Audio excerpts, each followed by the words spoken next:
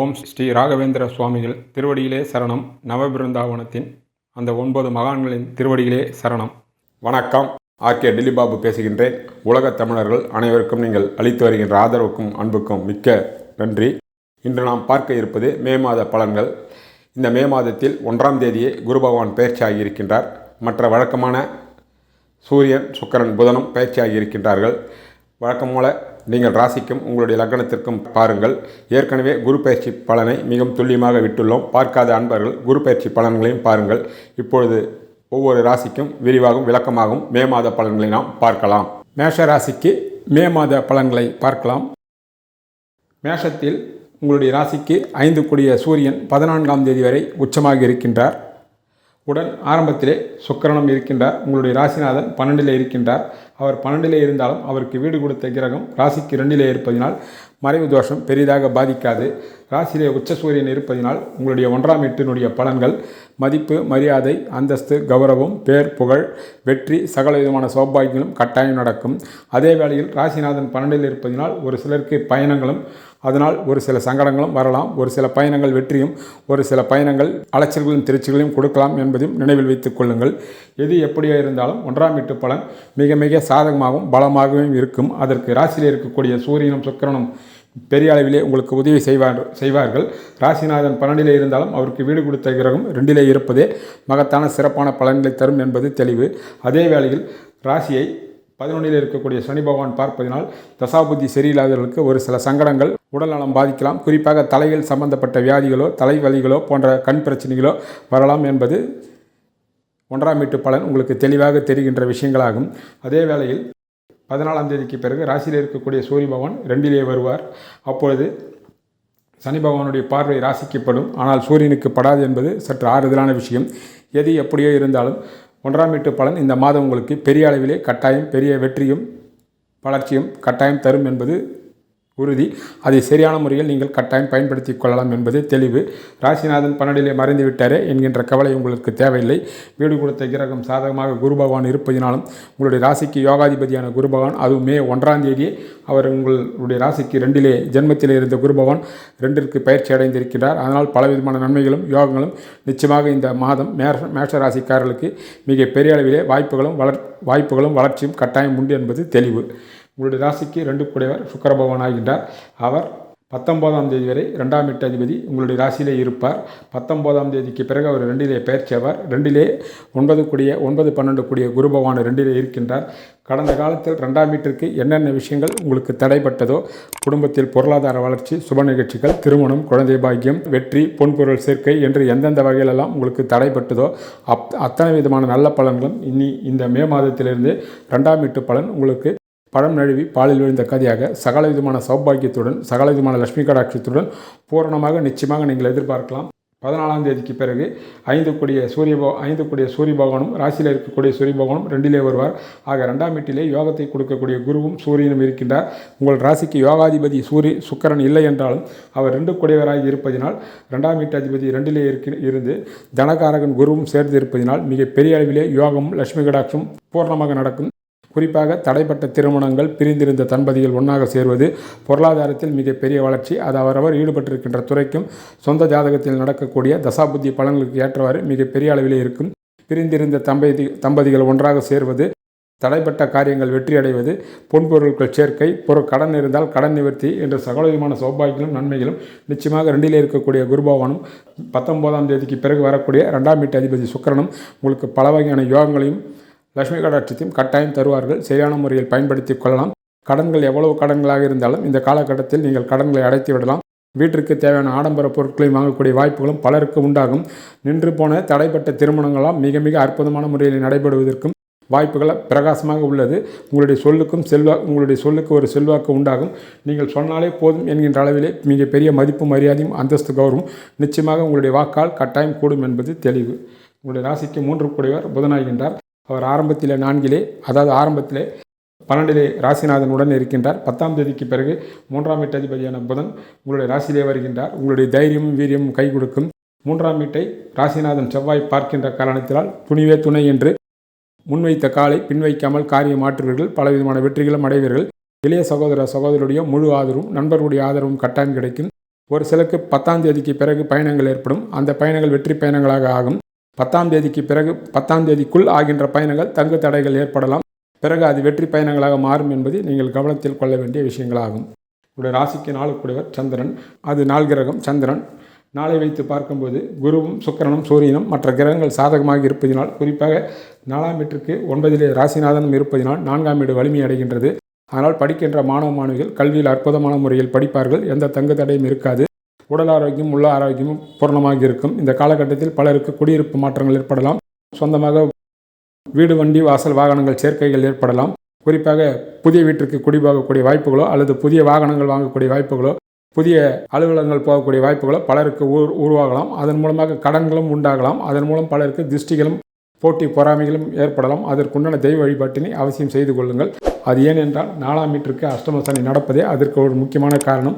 உங்களுடைய வளர்ச்சியை கண்டு அக்கம் பக்கத்திலோ இல்லது சக ஊழியர்களோ பொறாமைப்படலாம். அதற்குண்டான தெய்வ வழிபாட்டினை அவசியம் செய்து கொள்ளுங்கள். உங்களுடைய ராசிக்கு 5 கூடியவர் சூரிய பகவான் ஆகின்றார். 5ஆம் வீட்டு அதிபதி உங்களுடைய ராசியிலே 14ஆம் தேதி வரை உச்சமடைந்திருக்கின்றார். 5ஆம் வீட்டிற்கு 10லே குருவும் இருக்கின்றார். இது சாதகமான அமைப்பு. உங்களுடைய கனவுகளும் திட்டங்களும் எண்ணிய எண்ணங்களும் பூர்ணமாக ஈடேறும். பிள்ளைகளுடைய வாழ்வில் வளங்களும் வசந்தங்களும் கூடும். பலருக்கு குழந்தை பாக்கியங்கள் உண்டாகும். பெரியவர்களுக்கு பேரன் பேத்திகளை பார்க்கக்கூடிய உண்டாகும். எல்லா விதமான சௌகியங்களும் சௌபாகியங்களும் உண்டாகும். அதே வேளையில் 5ஆம் வீட்டை 11ல் இருக்கக்கூடிய சனி பகவானும் பார்ப்பார். 14ஆம் தேதி வரை சனியினுடைய பார்வை 5ஆம் வீட்டு அதிபதியான சூரியனுக்கும் கிடைப்பதனால் ஒரு பக்கம் போட்டியும் பொறாமையும் மறைமுகமான எதிர்ப்பும் நேரடியான எதிர்ப்பும் இருக்கும். அதை நீங்கள் கட்டாயம் பார்த்து கொள்ளுங்கள். இந்த காலகட்டத்தில் ஆஞ்சநேயரையும் காலபைரவரையும் நீங்கள் வணங்குவது எல்லா வகையான தீங்குகளிலிருந்தும் போட்டி பொறாமைகளிலிருந்தும் உங்களை முழுமையாக காப்பாற்றும் என்பது தெளிவு. 14ஆம் தேதிக்கு பிறகு ராசியில் இருக்கக்கூடிய சூரிய பகவான் 10லே வருவார். அப்போது ராசிக்கு 5ஆம் வீட்டிற்கு அவர் 10லே திக்பலம் பெறுவார். உடன் யோகத்தை கொடுக்கக்கூடிய குரு பகவான் உடன் சேர்வதனால் 5ஆம் வீட்டின் மூலமாக மிக பெரிய அளவிலே அதிர்ஷ்டங்கள் ஏற்படும். அது உங்களுடைய சொந்த ஜாதகத்தின் மூலமாக அமையலாம். குறிப்பாக உங்களுடைய கனவுகளும் ஆசைகளும் திட்டங்களும் 14ஆம் தேதிக்கு பிறகு பெரிய அளவிலே நிச்சயமாக கைகூடும் என்பது தெளிவு. உங்களுடைய ராசிக்கு 6 கூடியவர் புதனாகின்றார். அவர் ஆரம்பத்திலே 12லே இருந்து 6ஆம் வீட்டை பார்ப்பதனால் 6ஆம் வீட்டு பலன்கள் போட்டியும் பொறாமையும் மறைமுகமான எதிர்ப்பும் இருக்கும். இருந்தாலும் 6லே ராகுகேது சம்பந்தம் இருப்பதனால் 6ஆம் வீட்டு கெடுபலன்களை முழுமையாக நீங்கள் கட்டாயம் வெல்லக்கூடிய ஆற்றலும் வாய்ப்பு உங்களுக்கு உண்டாகும். 10ஆம் தேதிக்கு பிறகு 6 கூடிய புதன் உங்களுடைய ராசியிலே மறைவார். 6ஆம் வீட்டிற்கு 8லே மறைகின்ற காரணத்தினால் 6ஆம் வீட்டு கெடுபலன்கள் ஒன்றுமில்லாமல் போய்விடும் என்பதை நிச்சயமாக நீங்கள் எதிர்பார்க்கலாம். உங்களுடைய ராசிக்கு 7 கூடியவர் சுக்கிரனாகின்றார். ஆரம்பத்திலே சூரியனும் சுக்கிரனும் சேர்ந்து 7ஆம் வீட்டை பார்க்கின்றார்கள். 7ஆம் வீடு வலிமை அடைகின்றது. அது மட்டும் இல்லாமல் 7ஆம் வீட்டை 12ல் இருக்கக்கூடிய செவ்வாயும் 8ஆம் பார்வையாக பார்ப்பதனால் 7ஆம் வீடு முழுமையாக பலம் அடைகின்றது.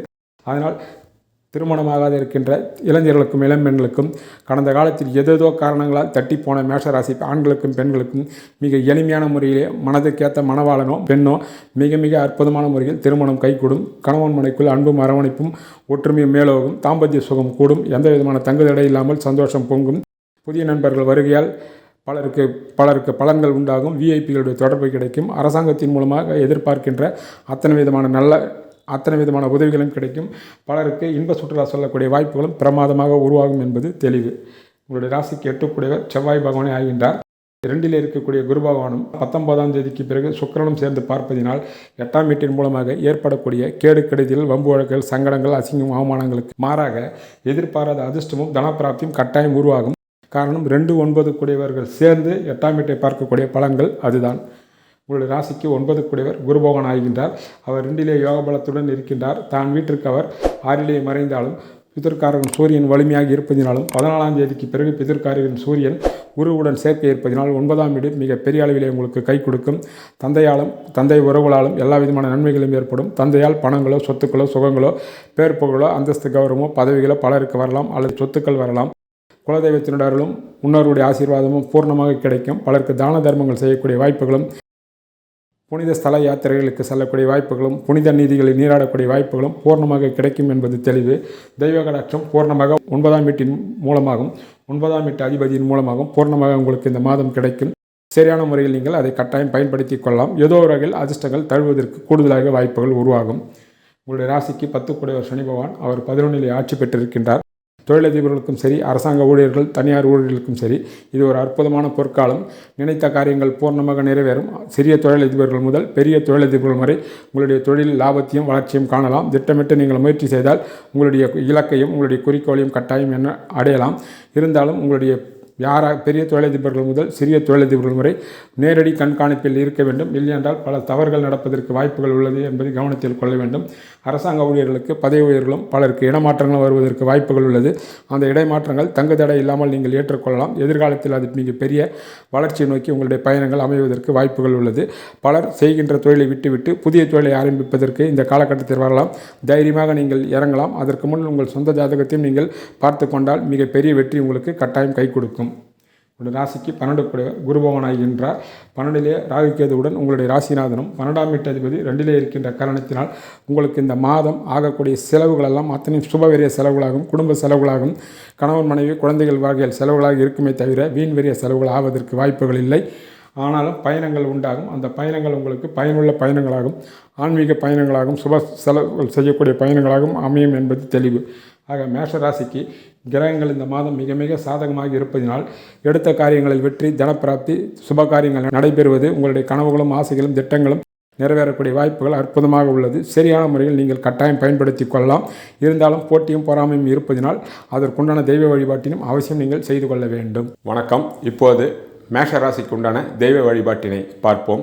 மேஷ ராசிக்காரர்கள் பந்தசஷ்டி கவசத்தை பாராயணம் செய்யுங்கள். அருகாமையில் உள்ள சிவன் கோயிலுக்கோ முருகன் கோயிலுக்கோ காலையோ மாலையோ முடிந்த எப்பொழுது உங்களுக்கு நேரம் கிடைக்கிறதோ போய் ஒரு நெய் தீபம் ஏற்றிவிட்டு வந்தால் எல்லா விதமான பலன்களும் கட்டாயம் கிடைக்கலாம். முடிந்தவர்கள் 6 படை வீடு முருகன் கோயிலுக்கு சென்று வருவது விசேஷம். அது மட்டுமில்லாமல் துர்க்கை அம்மனுடைய வழிபாடும் ராமானுஜருடைய வழிபாடும் அளவற்ற பலன்களை கட்டாயம் கைமேல் உங்களுக்கு தரும். 12 ராசிக்காரர்களும் இந்த மாதம் மே மாதம் குலதெய்வத்தினுடைய வழிபாடு மிக மிக அவசியம். முடிந்தவர்கள் குலதெய்வம் கோயிலுக்கு குடும்பத்துடனும் அல்லது எப்படி வாய்ப்பு இருக்கிறதோ அப்படி சென்று வாருங்கள். நிச்சயமாக குலதெய்வ வழிபாடு உங்களுக்கு ஏற்படக்கூடிய நவகிரக தோஷத்தால் ஏற்படக்கூடிய பிரச்சனைகளை முற்றிலுமாக விலகி குலதெய்வத்தினுடைய பூரணமாக உங்களுக்கு கிடைப்பதற்கு வாய்ப்புகள் உள்ளது. அதற்கு அடிப்படை காரணம் சூரியன் 15 நாள் வரையும் பிறகும் அவர் பலமாகவும் உச்சமாக இருப்பதே அதற்கு அடிப்படை காரணம். குலதெய்வத்தினுடைய அருளும் உங்களுடைய முன்னோர்கள் பிதர்களுடைய ஆசீர்வாதமும் தேவை. அதனால் மனதால் நீங்கள் பிதர் பூஜையும் குலதெய்வத்தினுடைய கோயிலுக்கு சென்று வருவதும் எல்லா விதமான நன்மைகளும் வருவதற்கு அற்புதமான வாய்ப்பாகும். சரியான முறையில் நீங்கள் பயன்படுத்தி கொள்ளுங்கள். நன்றி, வணக்கம்.